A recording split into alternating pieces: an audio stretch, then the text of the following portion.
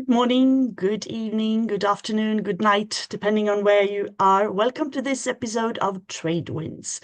My name is Cecilia Malmström. I'm a non-resident senior fellow at the Peterson Institute for International Economics. We have been talking about tariffs for quite a long time in this series. How are they affecting different regions, different countries? What are they doing to the economy? What are the effects of the global trading system on WTO, etc.? But now we're going to dig a little bit deeper into the effects of how they affect ordinary people and in one of the most globalized industries that we have, the music industry. Musicians all over the world, whether they are world famous artists or just friends playing in a band in a garage, they all need instruments fitting to their skills and their budget. The instrument industry is a very finely tuned ecosystem dependent on craftsmanship, mass production, and quite complex value chains. What are the effects on people if exports of instruments are disrupted or subject to much higher prices? This is what we're going to discuss today, and I have a stellar panel, including Colin Hendricks, who is my colleague at Peterson and who has written a lot about this. He's also a band player and a keen music lover. We have John Mlinchak, who is the president and the CEO of National Association of Music Merchants, and Julie Robbins, who is the CEO of Earthquaker Devices. A warm welcome to all three of you. Colleen, why don't you start a little bit? I think you have told me that the US is the largest consumer market for musical instruments and that 22 million instruments were sold last year. So that's quite a lot. But how important is that relatively to the economy overall? And what is happening? What are we seeing? What are the effects of tariffs? Can we see that in the graphs? Can we measure that in the economy? Can you please give us a little bit of a background? You have a very nice that's a tall order, but I'll see what I can do. It's wonderful to be here again with you, Cecilia, on Trade Winds. So the musical instrument industry is actually a tiny fraction of global trade. It's only 0.4%. And the overall global market value, John may have better numbers on this, is probably somewhere on the order of 20 to maybe $40 billion, depending on exactly how inclusive you are in terms of what constitutes an instrument. But as you mentioned already, Cecilia, it's incredibly complex. I mean, a single electric guitar could involve tone woods from 2 or 3 different continents and metal parts stamped in Asia, magnets for the pickups sourced from China, and then those pickups might be hand wound in the United States. And then ultimately, when that electric guitar is all put together, it might be played through an effects pedal, manufactured somewhere like, let's say, Akron, Ohio, right? Now, that doesn't sound like much in the context of the global economy, but it's important to remember that in at least one sense, these are in fact widgets. These are inputs into the global music ecosystem. So if you think about recording or streaming or touring, that's already a $100 billion industry, and in the next decade may become a $200 billion industry. But I'm kind of talking about prices and throwing out large numbers without having established value. I think that what we really should be talking about, in addition to this enormous kind of economic footprint, is the fact that there's a really significant cultural and human impact to this. I said before that they were widgets in some senses, but in other senses, as a player myself, right, instruments are that's the conduit through which musicians access and interpret the human condition. And it's a context, and it's a vehicle through which consumers, listeners enjoy that. They're identity objects as well. You see this drum over my left shoulder here. I've been playing that drum for 30 years. It was made in the United States. It has hoops that were harvested from a Japanese snare drum that was made sometime in the 1980s. There are 5 or 6 different countries just represented by the items behind me. It's a joke that my musical collection is kind of like a UN cocktail party, right? It's noisy, it's multicultural, and it's more expensive than anyone would like to admit. For kids, it boosts learning and confidence and creativity. I see that in my own daughter. And it's an international language. There are transnational groups like Yo-Yo Ma's Silk Road Ensemble, or, folk punk weirdos like Gogol Bordello, who recently played in the European Parliament. Gogol has members, I think, from 8 different countries, including a frontman from the Ukraine, right, who's singing and playing alongside a violinist from Russia, right? I think now more than ever, those kind of cross-cultural ties are important. Now, all of that, I think, is facing some pressure because of the tariffs and generally speaking, global economic uncertainty. So in terms of the latest trade data, which only go through July because of the government shutdown, US exports of musical instruments are down about 8.4% relative to the previous trend. Now that's against 5% general increase in the value of US exports. So if you think about it, there's a pretty significant delta there. And to certain markets, like to China, the only country that really imposed retaliatory tariffs, they're down 27%. But they're down even more in Brazil, down 28 to Brazil, which is a major growth market where US brands have a lot of cachet. They're up to the UK and Japan, but those markets, and I think John probably can speak to this better than I can, have somewhat weaker long-term demographics in terms of growth as potential markets. And so if you take kind of those numbers together, what that's telling you is that in a very real sense, the tariffs and general macroeconomic conditions are hurting US exports more than they're reducing US imports.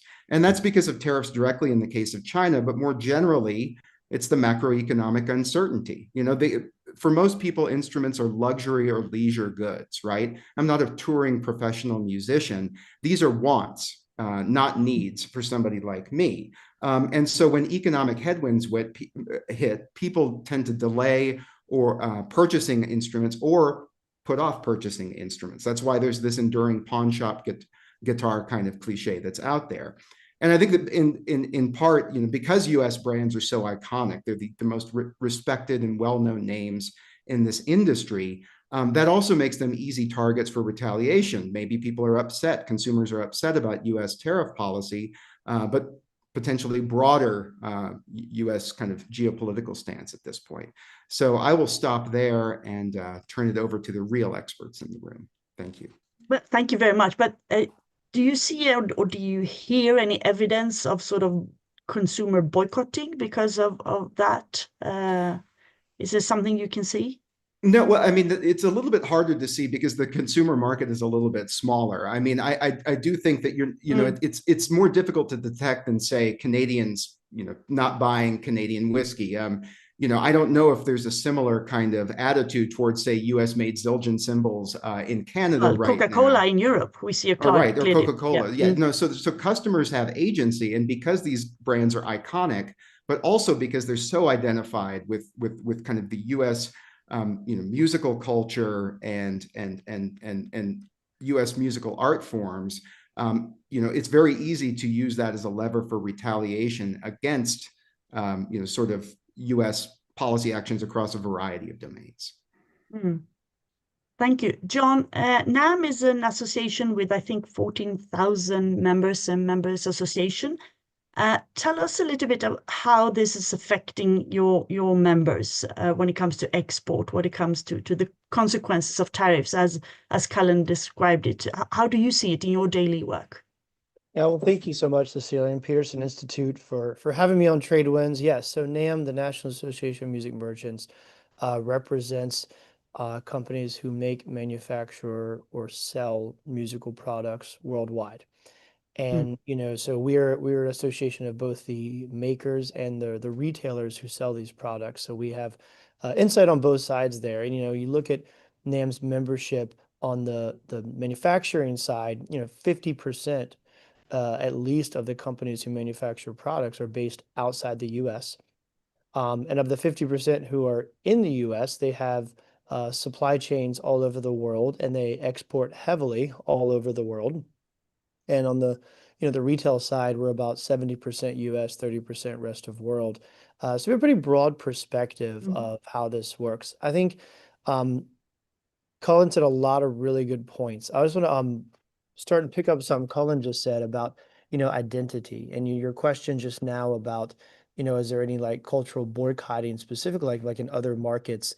Musicians, the identity, your sound, your art form is that instrument. that pedal, that amp, like all those components you use, that is part of your identity. That's part of a sound that you create. And I think that is drives a lot more of what musicians decide. And I don't think they have a choice, quite frankly, to boycott based on one or another because they want and need Mm. what's going to make their art thrive. And I think that's where, there's that deep sense of identity. But a couple of things I'll share. First of all, I think one thing we have to recognize with music making, and it's interesting. Yes, it's over 100 billion in touring and live and recording industry, but every single one of those industries rely on a product. And so, yeah, 20 to 40 billion is probably right, Colin, depending on how you look at it. Um, but all that market sits on top of like everything, every sound we hear sits on top of that worldwide. I think one thing I've been really clear on, music is a universal, non-threatening cultural import and export around the world. And that's really important because every country, every person wants to play, learn music. It is just it is a universal import and export. And that, can be really affected because music is so universal. And I think the tariffs and all the policies on trade have a deep impact on that because we rely on music making for so much. And it is part of identity. And yes, it's not a want, but and it's not a need, it is a want. But in a lot of ways, you talk to musicians, it is a piece of their life. It's a piece of their belonging. And I think that's where these effects get really, unfortunate for musicians. I want to share a little bit about musical products, though, Mhm. just to paint the landscape of our industry and how it may be affected different than other industries. First of all, musical products depend on very specific materials. So our materials, yes, they might need to look a certain way, but they also need to feel a certain way. They need to resonate a certain way. So you can look at whether it's toned woods or metal components or electronic components, or you go through all the different pieces that make up a particular product, whether it's in the acoustic side, the electric side, etc. The materials we use are very specific. They're in the very, very top percentile of what we need because they not only have to look a certain way and function a certain way, but they have to be tempered and created and they have to resonate a certain way. So there's not a lot of room for substitutions. And in the grand Mm. scheme of things, we are a mighty industry in sound, but we are a small industry in items and dollars. And so there's not a lot of room for substitutions. There's not a lot of room for sourcing a component really quickly or changing when you've found the exact piece of what you need to make your product or the exact piece of one out of 90 components you need to make your product. Like that's not easy for our industry because they're so reliant on very, very, very niche specific needs for the materials alone, not to mention the techniques. So manufacturing of musical products is based all over the world. And some of this is because it's been honed over centuries. There are places in the world that have made a certain product for over 200 years.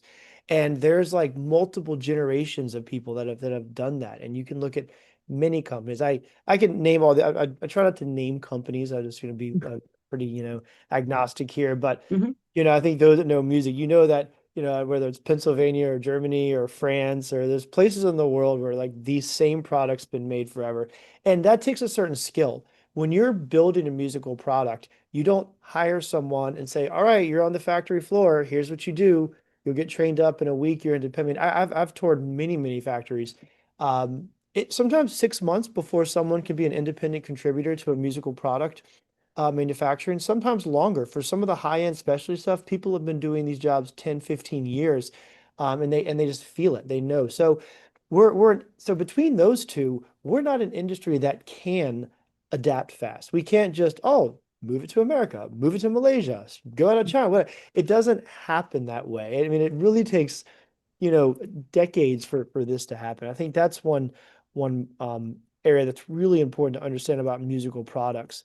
The other thing about our market particularly is everyone starts music somewhere, and there's always that entry level place. And so we're a range of products that people start, and they go all the way up to like the highest level. And the amount of education that happens through that determines when they purchase and upgrade and get more products. The better a musician gets, the more understanding they get, the more nuanced of tones and sounds that they want. That's when they decide to say, oh, I might need to get this type of guitar. Now I need another guitar with this wood, or I need this pedal, or I need this amp, or I need this trumpet now because I understand what a flared bell or this, or a lead bead versus a silver solder does to my sound, and all these things that we get into. So there's a continuum of musician learning. And so we're an industry that is definitely like, it's, you look at like a pyramid where like you have the entry level, mid level, high. We're not a pyramid, we're a swordfish looking up. It's like massive entry level. You need products that people want to try, get into it a little bit, see if they like it. And then you get mid, and then the musicians who are really professional depend on very high level specialty products. And one of the things that the reason that our industry has such a global supply chain and relies on it is we as an industry, to get that consumer to start and try, they want to, there's a price point at which a consumer is going to say, okay, I'll try this. I'll give it a shot.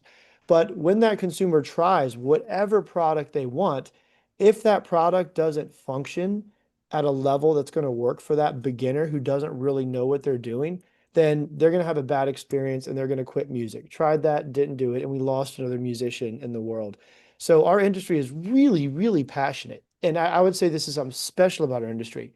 Our industry is like vigilant about quality at the entry level, because anyone making products at that level knows that that instrument has to function enough to give that person a good experience. And that person doesn't actually know if it's the instrument or them. And so that right there and is the biggest driver of quantity of our industry is one of the reasons why we depend on manufacturing anywhere we can, that any penny added to the manufacturing process could tip over and create a situation where those people don't want to try instruments or quality is sacrificed. And that's the driver of like entry level and starting our industry. And musicians are incredibly competitive. So like we want all these different variations of instruments, and that's another piece. So if you look at all those components, this is why our industry particularly, and people that have been, scouring import and export data have flagged musical products a lot in the past, since April 2nd or so, give or take. And they realize the reason our Liberation Day. is, yes, well, that's right. I forgot I was liberated. The global supply chains, the reason that we have such an interdependent global supply chain is all the reasons I just mentioned. And I just think that's really important to understand, that we are so deeply interconnected, and any break in any part of that chain uh, is disruptive overall. And so, yes, this has been a very disruptive year for the music industry, incredibly disruptive.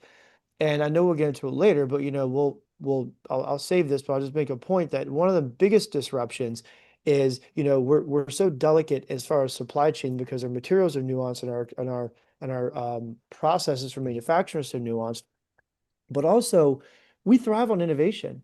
This industry, and I love, love, love, love this industry. I might steal the UN cocktail party joke, Colin, because I think that's actually the NAMM show. It's loud, it's multicultural, and it costs more than we'd admit. I think that's actually stealing that from you right now. But we're a passionate industry that thrives on innovation. And sometimes I'll admit innovation that I don't know who even knows. And you see these amazing products that come out at the NAMM show, and it's like, oh, I tweaked this one thing, and can you hear at 2.5K now? But we care so much about that. Or I use this new wood and you can hear it that the high frequency, low, whatever. We have such innovation. That's what drives the passion and fuel of our industry and our customers. We haven't been, as an industry, in offensive passion innovation mode since on or about April 2nd. We've been liberated into defensive mode, trying to just protect the products that we already make. And so there is some effect there that is unfortunate, that does affect innovation. We'll come back to innovation because that's a very interesting angle. But if you stick to the supply chain, you said that for obvious reasons, you depend on so many countries, on so many different exporters, and you have to put all these pieces together, and they are very hard to replace, and you cannot move fast. because this is something that has been built up for a lot of years, and you have quite, demanding clients. They know what they want and they want it. So when all this is sort of not working with different tariff lines, with different countries and different products. So what has been the effect so far since April? How are the discussions going inside NAM on this concrete economic effects of this? Well, what the one thing that we see, and this is something that our industry is very sensitive to because we just went through a long pandemic and like had this at a very macro level, Yeah. inventory imbalance. When inventory gets wacky, that's an industry term. I use terms musicians can understand. So when inventory gets wacky, that has rippling effects everywhere. And so it's not just and of course like pricing, but also availability and even down to the retail level, because if you're oversupplied in one area, you're sitting on too much inventory that's not moving, so you're not buying in another area because so there's all these imbalances, and I think that that creates a lot of troubles, especially because different segments of the industry have different cycles. And, obviously we're a heavy Q4 industry. One, because a lot of musicians are playing a lot of music around the holidays, because that's the biggest time people want, music. But also a lot of people are gifting and buying instruments. And you've got, but the school music market, obviously back to school in August is a really, really big thing. But that actually starts those orders and that ramp up for like all those products. It starts long about March or April, sometimes earlier. So you have all these like different cycles that we really have to hit our marks long before to make sure that we're delivering products at a certain time, because these products are nuanced. They take a long time to manufacture and get. So these sort of disruptions over the summer, they have ripple effects for a long time.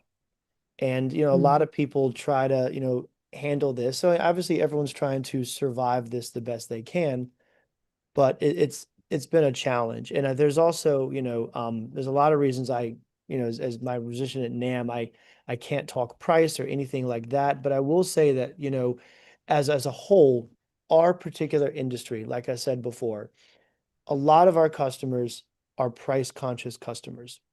And we're an industry that has a tipping point because we are, like Cullen said, a want, not a need for the majority of us hobbyists. For professionals, it's a need. But for most of our, we're a lot of hobbyists, you'd be amazed how many dentists play guitar. Just so you know, there's a lot of so which is probably a good thing. I'm very, so but as that, there's definitely there's a fear overall. Speaking very broadly here, there's a tipping point where I think there's a fear that our consumer gets priced out. And yeah, so there's an idea of like, bread and gas and all those other things that we hear about in the news. But there's definitely a tipping point that everyone's fearful of, that like all of a sudden enough people will say, you know what, I need to wait on my musical aspiration, or you know what, maybe I don't buy that other instrument right now. But I'll share something else that's really interesting. Again, I said it before, our industry, our customer is on a learning journey throughout the whole path of their career. That sort of LTV that people look for, lifetime value or customer value, that's dependent on a learning journey. So not just, oh, inflation, or I'm worried about inflation or threats of inflation or whatever, or gas, or instruments, or pricing might be changed, or now's not the time to play guitar, but buy that 17th guitar of the 30 that everyone needs to own in their life. But that doesn't mean that person's just not playing a guitar. That might be you know what, I might put guitar down for a minute, or I might, focus on something else. So it's not only like that product journey, but if they stop that identity and that musical journey, we start losing music makers. And that's more concerning to us overall. And there is an effect here. Might have an effect on the dentist industry as well. I hope they keep practicing regularly. Julie, you run a rather niche product at Earthquaker, guitar effects pedals, but it's a product that you export widely all over the world with a very strong branding to it. So and you obviously, but you'll have to explain that you also are dependent on different components from different parts of the world. How has this affected the tariffs? how are they affected earthquake in your business as a small company? Thank you so much for your question, and thank you for having me today. So a little bit of background about Earthquaker Devices. We're a small business. We're located in Akron, Ohio. Myself and my husband, Jamie Stillman, are the only two owners of Earthquaker. And we started as a hobby that accidentally turned into a business. When my husband had a guitar pedal that broke, opened it up to teach himself how to repair it, and became fascinated by circuits. So that was 20 years ago. Fast forward to today, we have 35 employees. And as I mentioned, we're located in Akron, Ohio. From my office, I can see the former B.F. Goodrich factory buildings. Akron was the rubber tire capital of the world up until the 70s and 80s, when all of the companies, Firestone, Goodyear, B.F. Goodrich, moved their operations either to another state or abroad. And so when I grew up, Akron was definitely not doing well. So when we started manufacturing, it was important to us to create jobs here in Akron. So we are very vertically integrated in that we do all of our manufacturing here. We have the capabilities to populate circuit boards, machine, paint, and print enclosures. We also do all of our own R&D and marketing in-house. And it always would have been cheaper and easier to manufacture overseas, which is more common because there's other areas that are, very skilled in this, where we have learned and taught ourselves how to do this as we went. So in order to make our line of more than 50 guitar pedals, we use almost 1,000 components. It was 961 in one pedal, 1,000 components? Across our full line. Wow. I have a pedal here, I have a few. So this is our rainbow machine. This was an iconic Earthquaker Devices release. Really, there was nothing else like this when it came out about 15 years ago. But if you can see on the inside, there's multiple components, many components. So across our line of 50 pedals, there's over 961 individual components. These components originate from over 16 different countries and are comprised of about 35 harmonized tariff codes. So let's just let that sink in. That is a lot to keep track of, right?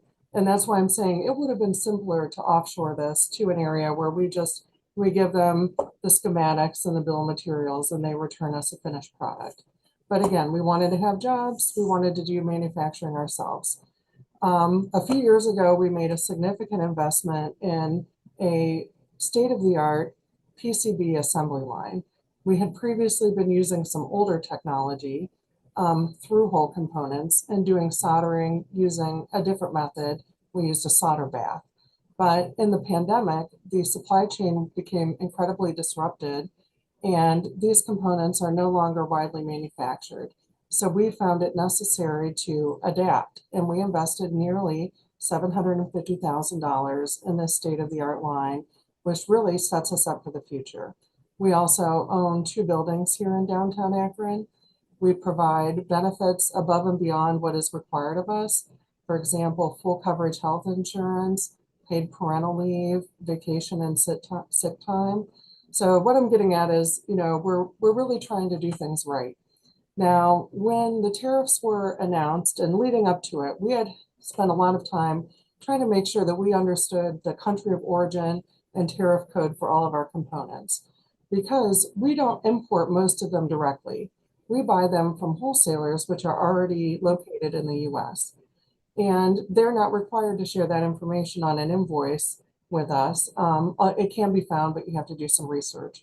So we build up our database, and we're already very good at forecasting inventory and making sure that we have enough inventory to make what we're planning to make. But the complexity just got so much higher, trying to figure out, basically we're meeting every week to review the current tariffs and their impact on Earthquaker, and very rarely is it the same.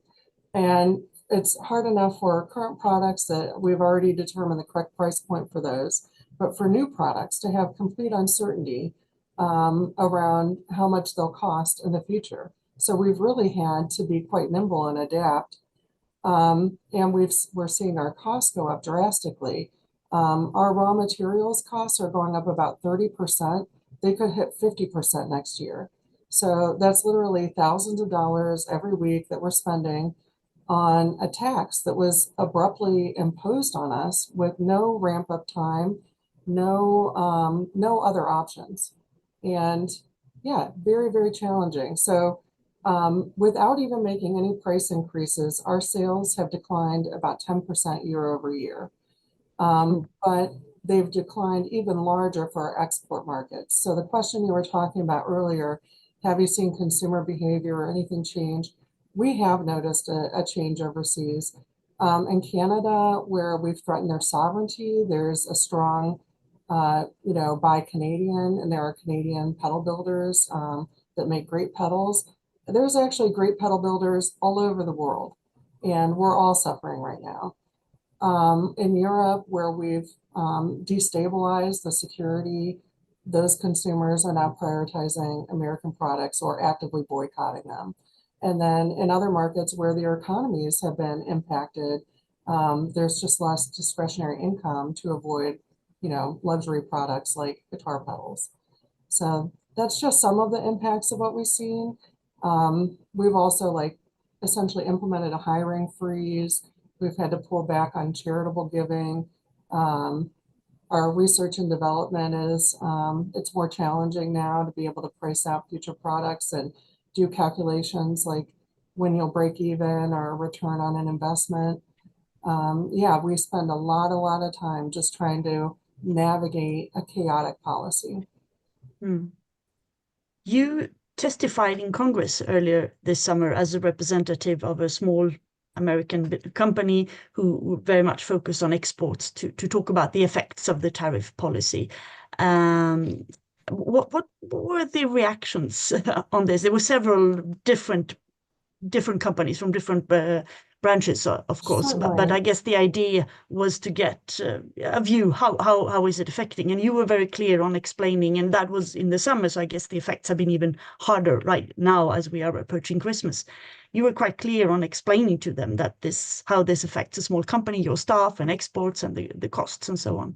Absolutely. Can you reiterate a little bit for us? That. So April, almost as soon as Liberation Day occurred, our sales literally plummeted. We average about 100,000 in orders a week, and we had weeks where we received 10. So we were terrified. And as small business owners, my husband and I have pledged all of our assets, including our house, as collateral on the loans that we've taken out for these buildings and this equipment. So if those conditions would have persisted, we could have lost our home just as our 2 children were in college. So I felt the stakes were very high and felt that it was important to speak out, even though it was somewhat risky to do so. I think some people might think, oh, you could end up alienating half of your customers, as though half of our customers support tariffs. And I would say that's not the case. The process of testifying itself was interesting. I had never been involved in the government that way. It was a great behind the scenes. The meeting ended with Joni Ernst explaining that we just are going to have to endure some pain to get on the right track. But what I don't see is a future where all of these components that come from these 16 different countries are going to be relocated to the US. It just isn't feasible. So, and it was somewhat callous of her to say that, some businesses are going to need to go out of business in order to enact this great plan. We did have a huge outpouring of support from our customers. The second half of May, we had sales that were quite strong, and then we had new releases over the summer that were very successful. So fortunately, we have money coming in the door, and as long as that's happening, we've got a lot of fight left in us. We did get some, negative online comments. I would categorize these as uninformed. So for example, they might say, why don't you just manufacture in the US? To that I say, I am manufacturing in the US. they might accuse me of saying, you're just assembling in the US. Well, if you get a degree in this type of assembly, it's microelectronic manufacturing. They also might say, just get your components from US sources. To that, I would say there's no domestic manufacturers. I do buy from domestic sources. So my money is supporting companies in the US that bring these products in, assure their quality, and consolidate shipping and things like that. Another thing I should mention about Earthquaker is we offer a lifetime warranty. So we're not always making decisions just on price. We're looking for the best quality in components because we want to build brand loyalty, and that's impossible if our pedals are breaking all the time. So, in general, I'm really proud that I spoke out and am pleased with the response that we got, and hope to continue educating people about why they're so destructive for small businesses who are manufacturing in the US. Thank you.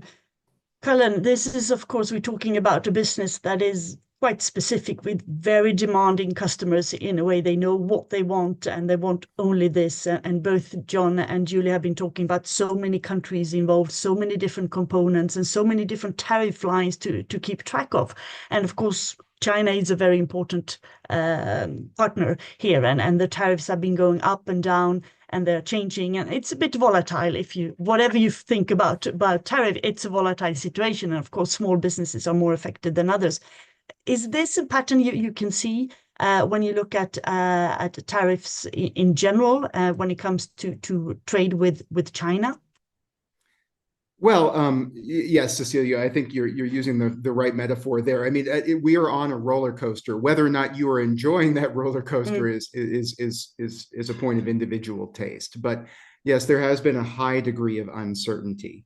So when thinking about the U.S.-China relationship here, I mean, Julie's already pointed out that China is one of the major suppliers of all the intermediate goods, the widgets that are going into the final assembled stomp box or something like that. But it's also a huge source of, I would say, beginner, but also intermediate, and even in certain instances, kind of more high-end kind of instruments now. And because of that, I think it is a market where the U.S. Consumer is highly exposed, whether they know it or not, right? Because of the role it plays in the intermediate goods.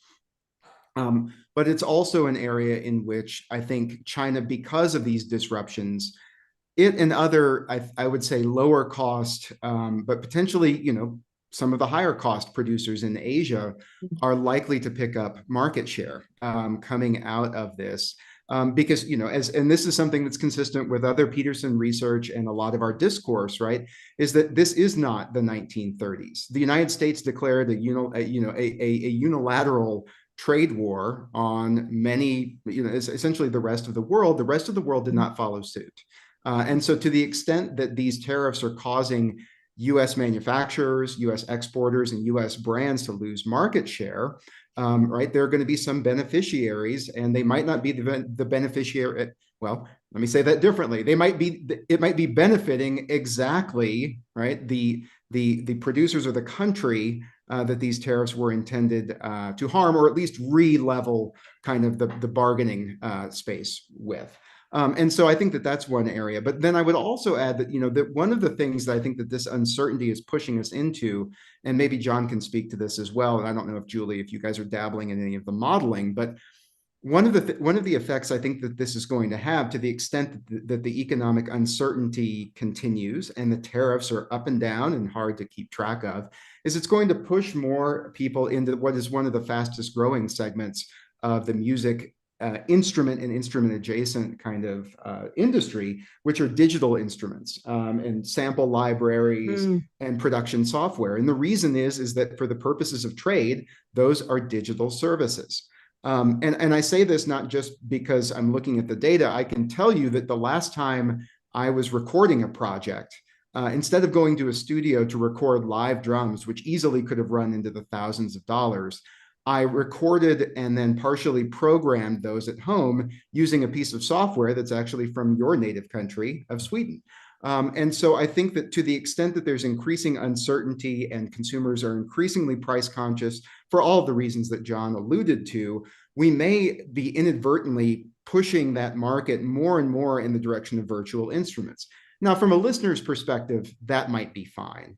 But there's a big difference between being able to pull, some MIDI grooves and in the computer create a drum part, and all of the years of dedication it took to be able to conceive of that part and to play that part. And also all of the years I spent with other musicians developing lifelong friendships and relationships. That part of the music experience is going to be significantly impoverished to the extent we move out of the physical space and further into the digital realm. There are benefits too, but I think that that's one of my main concerns. But one area related to this, whether you are moving towards more digital instruments, if I can call them so, but also the existing, I mean, you showed the pedal with a lot of electronics and in it. And I think this is, there's a lot of metals, there's a lot of rare earth needed in all this industry as well. And that this, in addition to the tariff, is also something that is heavily affecting trade all over the world. The interdependence that we have from China or from very few producers or owners of these companies. I know that you've been looking very much into this. How important is that for the music industry? Well, I mean, so we now have a new expanded critical minerals list, which includes things like copper, right? And so if you look behind me, you'll see a lot of copper, and that's not unique to me, right? That is used in all sorts of wiring in the internal electronics in virtually all of these kinds of products.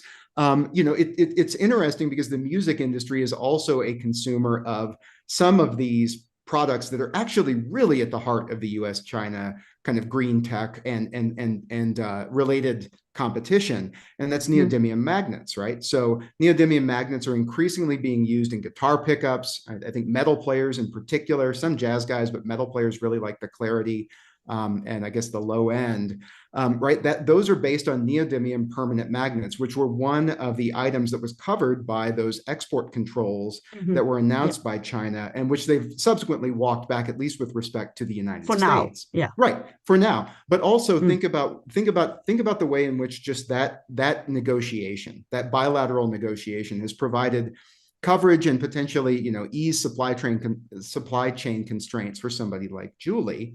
But that only covers the United States.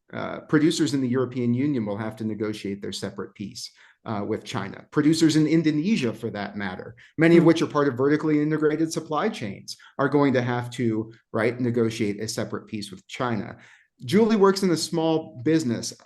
Julie's incredibly capable, but my guess is that she doesn't have a white shoe trade law firm on speed dial to figure out all of these issues. It's massively increasing the complexity of doing this business, but also just complying with and understanding the policy landscape.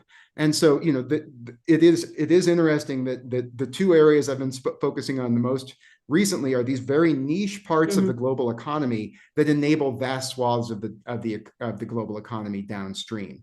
And so they are wrapped up in this. And, Section 232s or 301s on all of the metals. I mean, there's tons of copper, aluminum, and then all of these trace materials as well. So you're absolutely right, Cecilia.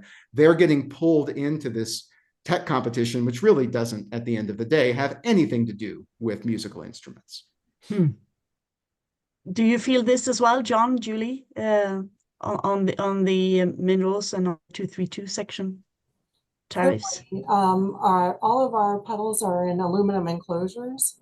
So those have recently 50%? increased to 50% on top of any other country-specific tariffs. And then a lot of the electronic components that we use would be considered semiconductors, and there's an open investigation into those that we really want to understand that impact before we make any changes with our pricing. So it's really challenging to navigate all of that. And like Cullen said, no, we don't have outside, lawyers to help us navigate all of this. We're a small team. We rely heavily on, following institutes like the Peterson Institute to help us, decipher what's going on. NAM has also been holding monthly webinars that talk about the current state of tariffs, but It's really a lot of spreadsheets, a lot of research, without having like domestic options. So Of course. I think your something that was story, Julia. interesting for Johnny, us. yes, John, please. Oh, sure. How do you feel Sorry. this? I mean, you're obviously much bigger and with 14,000 members, but still, it must be hard to navigate also for your companies and members. Well, I think, Julie, your story is really, really powerful. And first of all, like, thank you for sharing it, because like that, it's, bad. We talked about China, and we talked about, Julie, your story. I'll paint a larger picture of a theme that's very clear here. Let's say that the US is too dependent on China for manufacturing across all industries, and there's a threat there, and we're trying to solve that.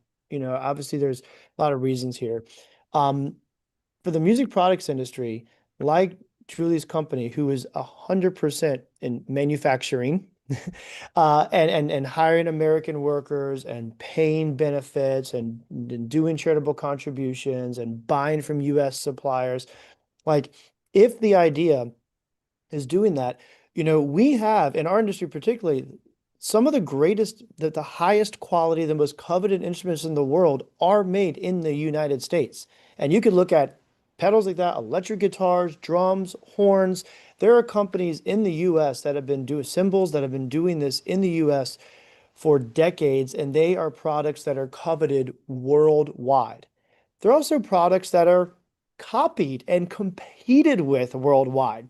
And so the idea, if you want to prop up US manufacturing and you want to support US, the way the policies have played out is making all the cost of the raw materials and all the other components that we just can't get in the US hurting American manufacturers, making the cost of their materials higher, is actually hurting their ability to compete abroad. And I think that's what's always really interesting too. There's an absolute effect here where, like, yes, arguably, if Julie's making pedals in the US and hiring US jobs, we want Julie to like be able to compete in the US and not have someone else that can go source somewhere else without all the tariffs and components, that can get, much lower cost and get products imported. Like, you can see there's probably some reason to have a larger macroeconomic discussion on, like, maybe there should be tariffs to level out competition in US versus abroad. I'm not going to posture on that. But I will say what I've seen, these policies are hurting US manufacturers, not only in the US, the proportionality of like fully imported products versus US makers that are dealing with Section 232s and IEEPA and all that. It's not actually helping. It's not actually helping at all. It's not fixing any imbalance that might have existed at all. And also it's hurting the ability to compete internationally. The other piece, and I'm sure Colin, you have data on this, that's happened maybe coincidentally, maybe all this has some interconnection, is the domestic market in China has collapsed. And it's collapsed big time for musical products due to, political focuses on other things besides music, and there's shifts in that economy there. So on top of all this, over the past 2 years, it's been happening longer, but it just really happened. Chinese domestic market is not a source as a market anymore. It's been cut in half in the past 2 years of what it was for purchasing musical products.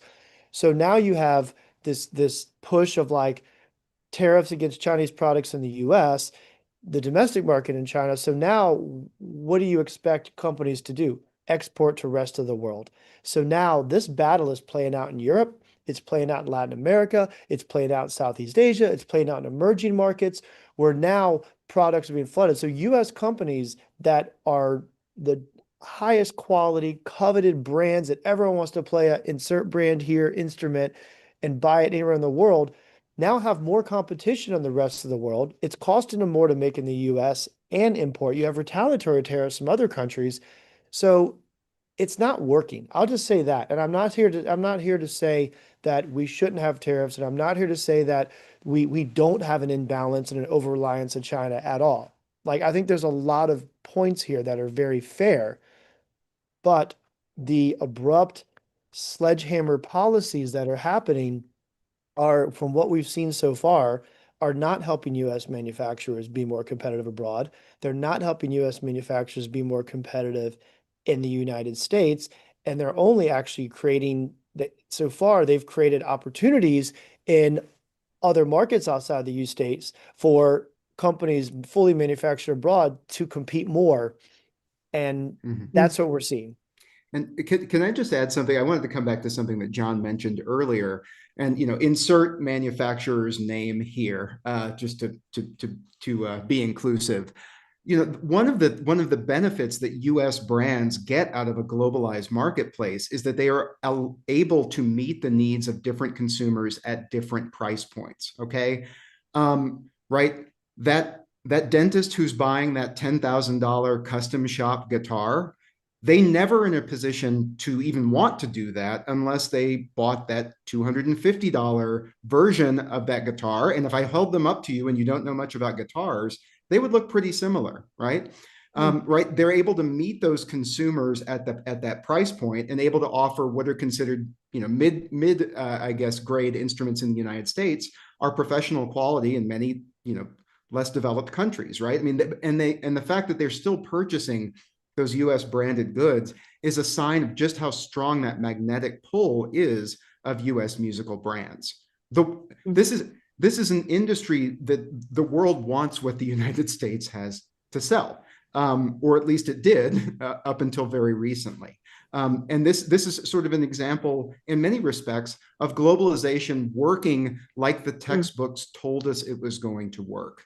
And so it's just mystifying to me that this cool, dynamic sector of the economy is just being thrown on the rocks by these kinds of policies. Sorry, Julie, yes. Please. So, as I mentioned, we get our components from about 16 different countries.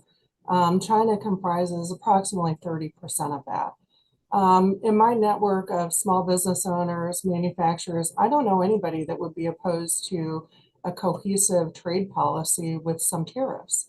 But that is not what we have. We have complete chaos that makes it impossible to plan, and you need to plan in order to grow. So it's actually making the US one of the most difficult places to do business with rapidly changing policies that impact you immediately. No ramp up period.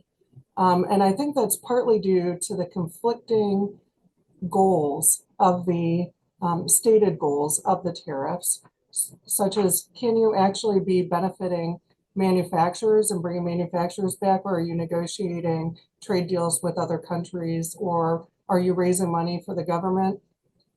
I mean, you can't be doing all those things at once.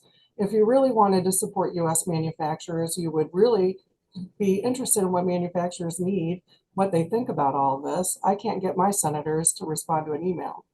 And then you would have a ramp up period. These tariffs you have 2 years to set up production here, and then these tariffs go into effect, something like that. But I think it really boils down to, this isn't a result of a sound economic policy. It's a result of an ideology as laid out in Project 2025. So there's no sound economic policy that shows that this will be successful. And I don't think that it will be. It is really going to be very destructive. I think in the next few months, we're going to see a lot more fallout. People have been able to, grit their teeth and hang on, but it's going to get really rough here very soon. Yeah, Julie, you make such good points. I think for our industry, and I'll speak on behalf of the music products industry here a little bit. I know some industries have spoken out hard against like no tariffs like that. I think one thing about our industry that I've learned that I'm so proud of, we're resilient. We are resilient as an industry. And I've talked to so many companies that says, you know what, we do know that Chinese imports have been a threat to US manufacturing in some way. We see that. And as an industry, we definitely want to say, one, the current policies are hurting us. They're hurting US companies' ability to compete in the US and abroad, and they're not effective for our industry. We'll say that loud and clear. But second, we'll also say that we're a resilient industry.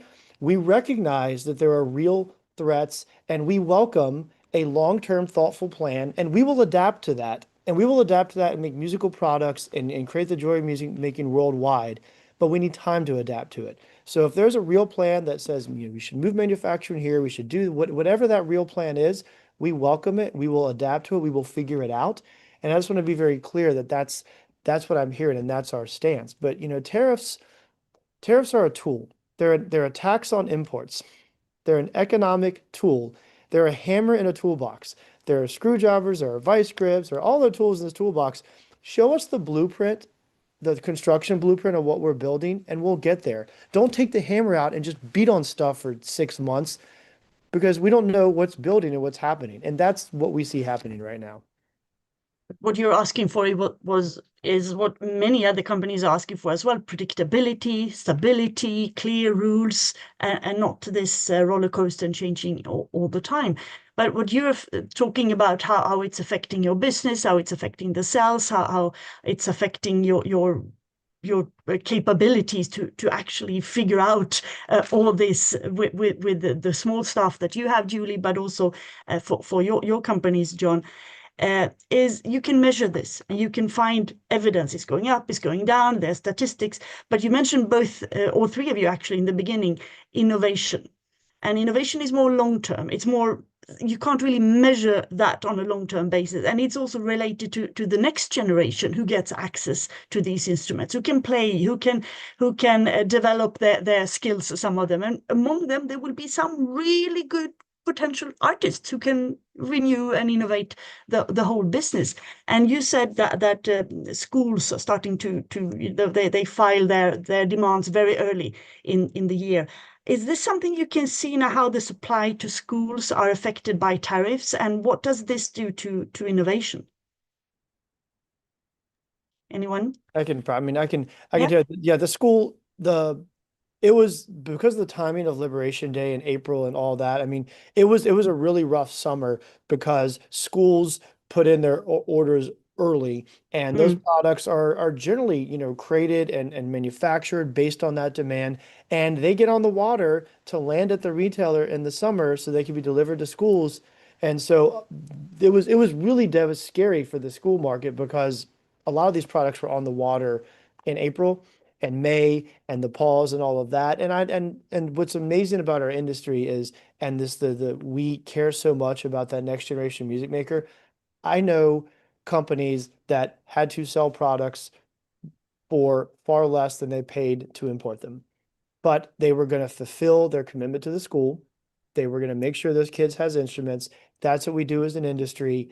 But it did have an impact. And so, again, we as an industry can figure this out. And we definitely see, especially on the low end, there's serious threats of very low end products coming in from China and other places on Amazon. That's a real threat in our industry. So we welcome a comprehensive policy to help, manufacturers in the US compete, but it needs to be long term. I mean, these things are over 9 to 12 month planning. Innovation, you go to R&D for, Julie can speak this, 6 months, 9 months, a year, you R&D, you take it to an artist, you go back. I mean, we are a long term. We welcome a long-term thoughtful plan. And I'll just share with everyone listening, I'll just get on my little soapbox. Congress has the power. You're a member of Congress. Congress can pass a comprehensive, bipartisan, thoughtful, long-term plan. They have the power to do this. It can be done. And I think at some point that needs to be where this goes. I mean, that's where we see this. Congress has the power to do this, but they're pretty radio silent on it right now. For the moment, yes, indeed. Julie, Colin, any comments on this? Schools, innovation, next generation, of course, a whole new topic in a way. Any money that we have for innovation is getting sucked up by these abrupt taxes. I mean, it's really, really challenging to invest more when your costs are going up rapidly and chaotically.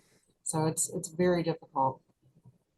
No, all I would add is that the most important $400 I ever spent in my life was on my first used set of drums and cymbals, and my interactions with music education, in particular marching band. Yeah, Dork Central, that's fine. That was incredibly enriching for my life. And I can't imagine the kind of adult and person I would have become without that. And in terms of innovation, you know what Julie and her husband are really good at? Making pedals that make guitars sound crushing or shimmery or strange. I want them doing that. And this is in terms of deregulation. What do I want Julie and Earthquake are doing. I want them innovating and making cool tones.